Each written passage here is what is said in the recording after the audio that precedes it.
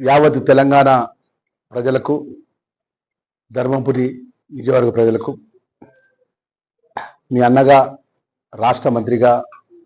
వినాయక చవితి శుభాకాంక్షలు తెలియజేస్తున్నా. అందరు కూడా సంతోషాలతోని, అష్టైశ్వర్యాలతోని ఆ విఘ్నేశ్వర స్వామి చల్లగా చూడాలని, ఏదైతే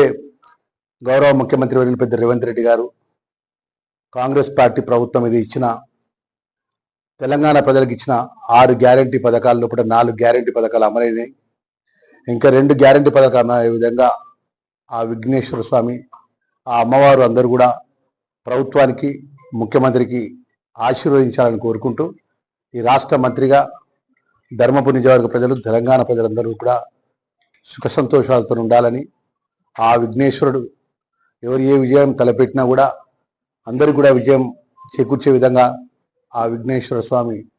ఆశీర్వదించాలని, అన్నదాతలను అదేవిధంగా అన్ని వర్గాల ప్రజలను కూడా చల్లగా చూడాలని స్వామివారిని మనస్ఫూర్తిగా కోరుకుంటూ